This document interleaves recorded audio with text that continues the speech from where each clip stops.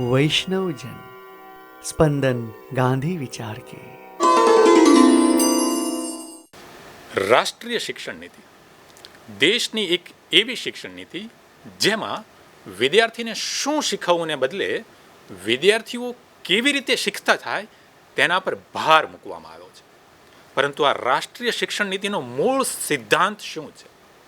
આ શિક્ષણ નીતિ ભારતીય વિદ્યાર્થીઓમાં કેવા ગુણો, કૌશલ્યો, ક્ષમતાઓ અને યોગ્યતાઓ નિર્માણ કરવા માગે છે? શિક્ષણના પરિવર્તનમાં આ શિક્ષણ નીતિની ભૂમિકા શું છે? આ ત્રણેય પ્રશ્નોના ઉકેલ આજે આપણે મેળવીશું પ્રોફેસર મહેન્દ્રભાઈ ચોટલિયા પાસેથી.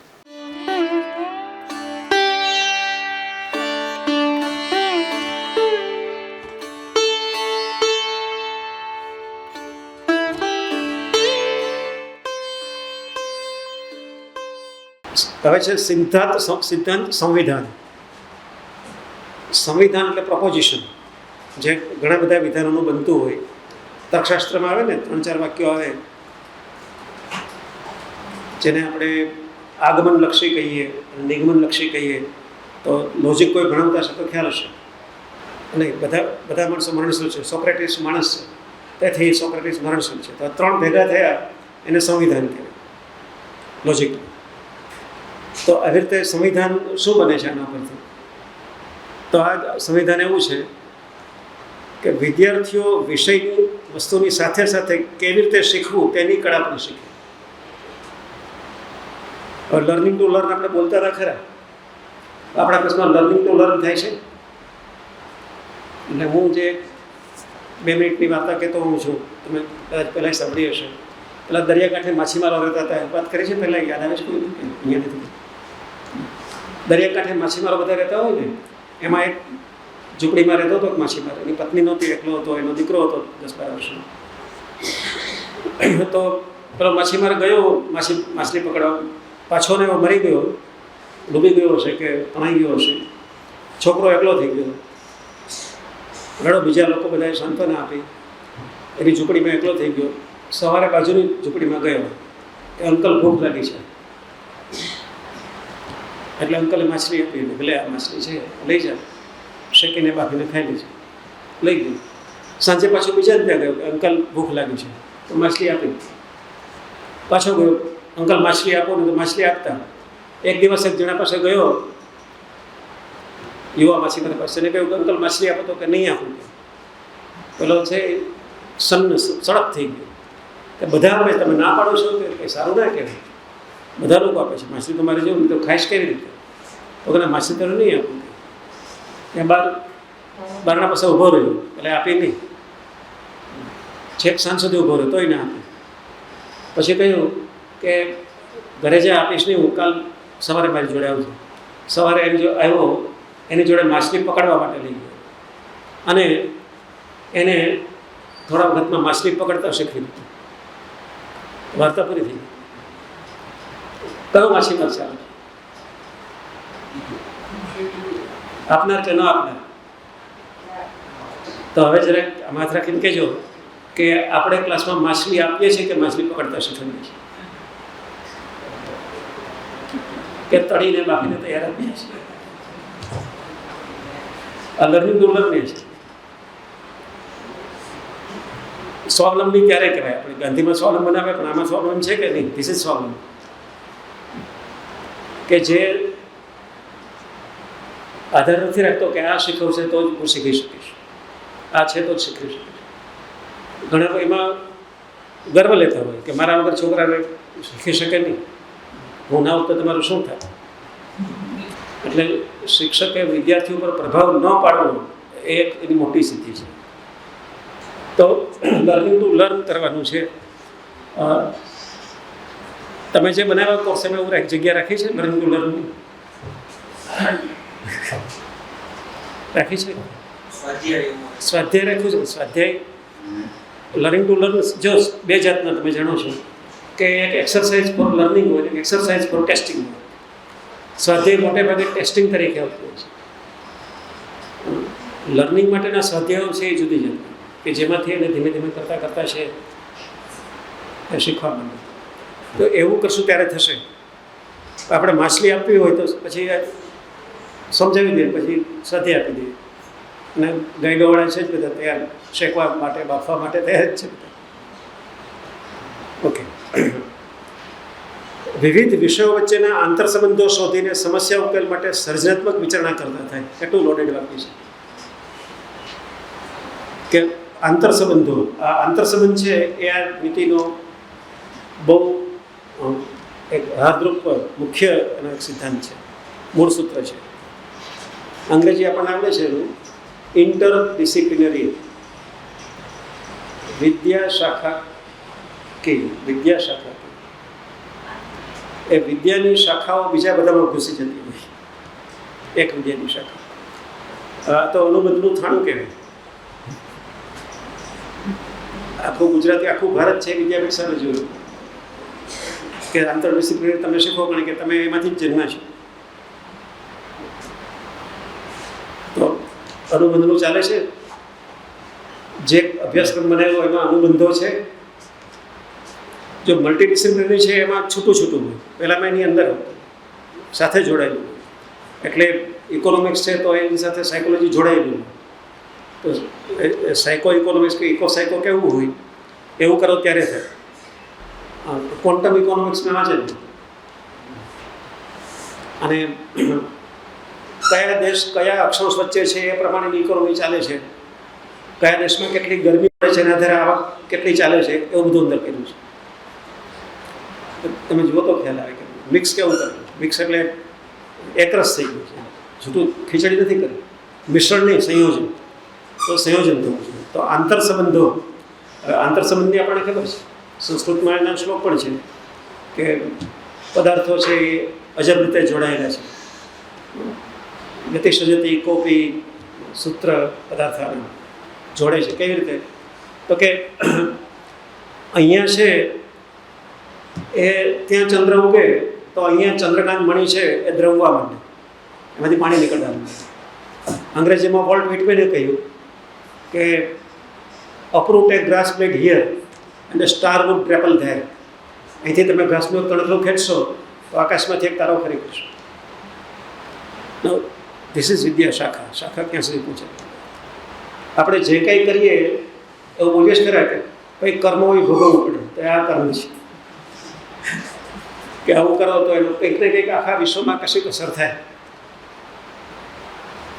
આવી જે રૂથ માટેની જે ચેતના આવે, કોન્શિયસનેસ આવે, એની વાત આમાં છે. એવી રીતે જોઈએ ત્યારે સર્જનાત્મક વિચારણા, ક્રિએટિવ થિંકિંગ. તો ક્રિએટિવ થિંકિંગ બધા બોલે છે, ક્રિએટિવ ક્રિટિકલ થિંકિંગ, પણ એને માટે હજુ કંઈ ખાસ થયું નથી. વિજ્ઞાન અને કળા, વ્યાવસાયિક પ્રવાહ અને વિદ્યાકીય પ્રવાહ, અભ્યાસિક અને સહાભ્યાસિક પ્રવૃત્તિઓ તથા પ્રાચીન અને અર્વાચીન જ્ઞાન વચ્ચેની ભેદરેખા ભૂસી નાખવામાં આવે.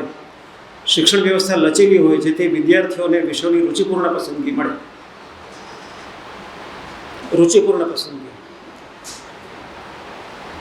એટલે વચ્ચે આપણે એવું કહેતા હતા કે બધા વિષયો છે એ તમને મળશે, તમે પસંદ કરી શકશો, પણ એવું થયું નહીં.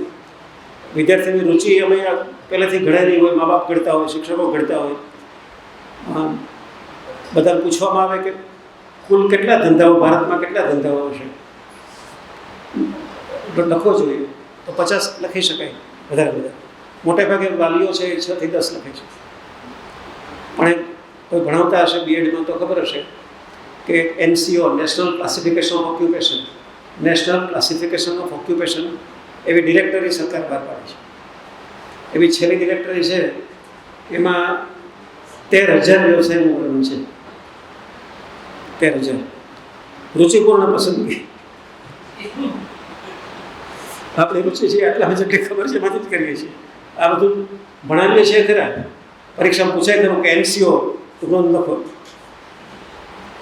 એટલે એ તો તમે કોઈ એવા ભૂખ્યા છોકરાને કહો કે તું જલેબી વિશે નિબંધ લખ, એના જેવું થાય. તો એ પસંદગી માટે આપણે તૈયારી કરવી પડશે. અને સહાભ્યાસિક અને અભ્યાસિક બે એક જ છે. હવે તો એ તમને ખ્યાલ છે, આ બધા જાણતા હશે કે બધા વચ્ચેની દિવાલ છે એ તોડી નાખવામાં આવી છે. અભ્યાસ કરો, સહાભ્યાસ કરો. શા માટે તોડી હશે? કોઈ તારણ આપી શકે કે સહાભ્યાસિક અને અભ્યાસિક એ બે જુદું નહીં ગણવાનું? Do you agree with that? અંગ્રેજીમાં એક સરસ વાક્ય છે કે there is no junkyard in learning. શીખવામાં કોઈ ઉકરડો નથી હોતો. તમે જે કાંઈ એવું હોય ક્યાંક તો ક્યાંક અડકે છે, જ્યાંથી એવું ત્યાંથી. એ બધું શીખવામાં બધું જ કામ આવે છે. ગામડાના છોકરા તરતા આવડે છે, ગાય દોતા આવડે છે, રજકો વાટતા આવડે છે. ઘરમાં કોઈ આવે તો એના માટે ચા બનાવી આપે છે, થોડી રસોઈ કરી શકે છે. બધું એના ટીચરને આવડતું નથી. પણ જે છોકરાને ગણિતમાં 15+28 આવડતું હોય અથવા ઘડી આવડતા હોય એ હોશિયાર કહેવાય, એને હોશિયાર ના કહેવાય. અને ટીચર એમ કે તને કાંઈ નથી આવડતું. ટીચર નથી આવડતું એ ઘણું આવડે છે. તો એ પહેલાંને આવડવું કહેવાય કે ના કહેવાય? તો આપણે ગુણનું શું કરવાનું? આપણે ગુણ આપીએ છીએ છે ને આપીએ છીએ જે શબ્દોમાં જે કરે છે, વ્યક્ત કરે છે, પછી ક્યારેય કામ આવતું નથી. એ પાયથાગોરસ થિયરમ ક્યારે કામ આવ્યો આપણને? 9મા ધોરણ પછી, 10મા પછી ઉપયોગ કર્યો છે ક્યારેક? જો ગણિત ભણાવવાનું આવે કિસ્મતથી તો કરવો પડે, બાકી ન થાય. બાકી વોટ એવર વી લર્ન, જેથી જે કોઈ આવે સુખમાંથી, દુઃખમાંથી, સારા ખરાબમાંથી, બધામાંથી આવે છે એ લર્નિંગ જ છે. એમાં જંક્યાડ નથી. ઉકરડો થઈ જાય કે નકામું ગયું એવું નકામું હોતું જ નથી. તો એ મુદ્દો છે એ એમાં સરસ રીતે લીધો છે. એટલે આ બધું આમ લખી નાખ્યું છે એવું નહીં, એના માટે કેટલો વિચાર કર્યો હશે. પ્રાચીન અર્વાચીન જ્ઞાન વચ્ચેની ભેદરેખા ભૂસી નાખવામાં આવે, કારણ કે એ પણ જ્ઞાન છે, અત્યારનું પણ છે. તો કરો સાથે શું છે એમાં એ બધી છે એ તૈયારી હતી શીખવા માટેની. પહેલાં કોઈએ કહ્યું કે માત્ર બે જ છે, અગ્નિ અને પાણી બે જ છે.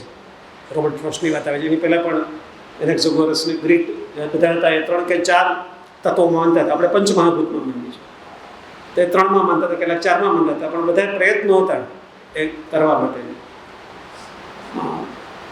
વિમાન શોધવા માટે કેટલાકે કૂદકા માર્યા, કેટલાકે મીણની પાંખો બનાવી, કેટલા મરી ગયા. કે ન થયા હોત તો રાઈટ બ્રધર્સથી થયું ના હોત. એ બધું છે એ આખું જગતનું લર્નિંગ ચાલી રહ્યું છે બધા. તો આવી રીતે આટલું જ જોવાનું એવું નહીં, કશું પણ એમાં આવી શકે.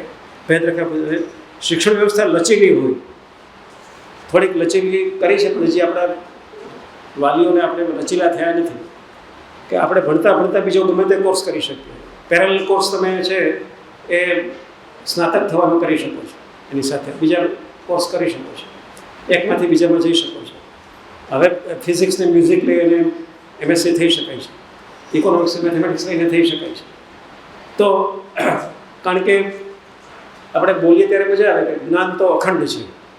એ અખંડ આપણે બનાવીએ તો આપણે તો ખાંડી ખાંડીને જુદું કરી દઈએ છીએ જ્ઞાન.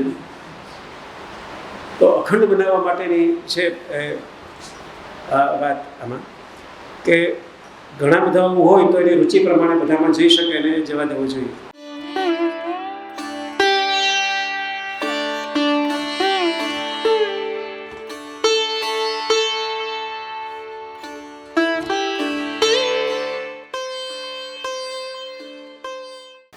પ્રોફેસર મહેન્દ્રભાઈ ચોટલિયાએ આપણને ખૂબ જ સરળતાથી અને સંક્ષિપ્તમાં સમજાવી આપ્યું કે રાષ્ટ્રીય શિક્ષણ નીતિ વિદ્યાર્થીઓમાં કેવી યોગ્યતાઓ અને ક્ષમતાઓ વિકાસ કરવા માગે છે.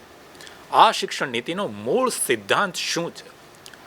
ઉચ્ચ શિક્ષણના સાંપ્રત પ્રવાહો વિશે સજ્જ અને સભાન થવા માટે જોતા રહો ગુજરાત વિદ્યાપીઠની આગવી પહેલ વૈષ્ણવજન સ્પંદન ગાંધી વિચાર કે. રાષ્ટ્રીય શિક્ષણ નીતિ દેશની એક એવી શિક્ષણ નીતિ જેમાં વિદ્યાર્થીને શું શીખવવાને બદલે વિદ્યાર્થીઓ કેવી રીતે શીખતા થાય તેના પર ભાર મૂકવામાં આવ્યો છે. પરંતુ આ રાષ્ટ્રીય શિક્ષણ નીતિનો મૂળ સિદ્ધાંત શું છે? આ શિક્ષણ નીતિ ભારતીય વિદ્યાર્થીઓમાં કેવા ગુણો, કૌશલ્યો, ક્ષમતાઓ અને યોગ્યતાઓ નિર્માણ કરવા માગે છે? શિક્ષણના પરિવર્તનમાં આ શિક્ષણ નીતિની ભૂમિકા શું છે? આ ત્રણેય પ્રશ્નોના ઉકેલ આજે આપણે મેળવીશું પ્રોફેસર મહેન્દ્રભાઈ ચોટલિયા પાસેથી. વૈષ્ણવજન સ્પંદન ગાંધી વિચાર કે.